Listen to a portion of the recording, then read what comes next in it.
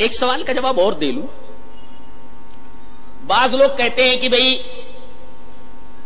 ہم نماز پڑھ رہے ہیں, اب ہم تیسری رکعت کے لیے اٹھنا چاہ رہے ہیں, میرا بچہ آیا, میری بچی آئی اور میری گود میں بیٹھ گئی, کیا کرنا ہے؟ بعض لوگ یہ اعتراض کرتے ہیں, ارے حدیث ہے تو حدیث پر عمل کرو, حدیث ہے تو حدیث پر عمل کرو, بچوں کو لے جاؤ اور گود میں لے کر کے نماز پڑھو. ایسا بعض لوگ کہتے ہیں. ارے اللہ کے بندو, اس کا یہ مطلب ہے کہ نبی کی جو سنت عادتاً ثابت ہے تو عادتاً کرو, ضرورتاً ثابت ہے تو ضرورتاً کرو. سیدھا سا مسئلہ ہے. نبی کریم صلی اللہ علیہ وسلم نے اگر کوئی سنت اگر ضرورتاً کی ہے تو ضرورتاً اس پر عمل کیا جائے. حدیث اس طرح.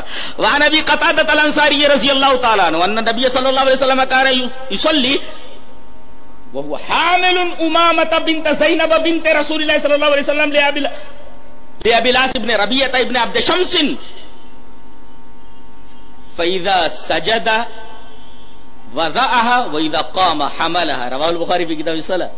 حضرت ابو قتادہ کہتے ہیں کہ نبی کریم صلی اللہ علیہ وسلم نماز پڑھ رہے ہوتے اور جیسے آپ تشہد میں بیٹھے, آپ کی نواسی امامہ آ کر کے زینب کی بیٹی ابو العاص کی بیٹی وہ آ کر کے آپ کی گود میں بیٹھ جاتی تو آپ انہیں لے کر کھڑے ہو جاتے. حامل امامۃ بنت زینب بنت رسول اللہ, آپ انہیں لے کر کے کھڑے ہو جاتے. دیکھیے یہ نبی کریم صلی اللہ علیہ وسلم کی جو سنت ہے یہ عادتاً ہے. اگر ایسا ہو جائے تو امت کو بتایا گیا ہے کہ تم لے کر کے اسے کھڑے ہو جاؤ اور جب سجدے میں جاؤ تو اسے ایک طرف بٹھا دو. اللہ.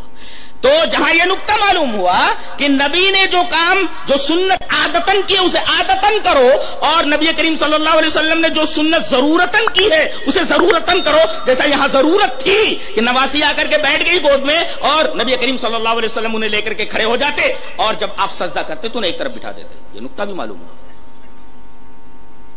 عادتاً کیا ہے تو عادتاً, ضرورتاً کیا ہے تو ضرورتاً. یہ ہے سنت کو سمجھنے کا مطلب اور سنت کو اس طرح سمجھا جائے.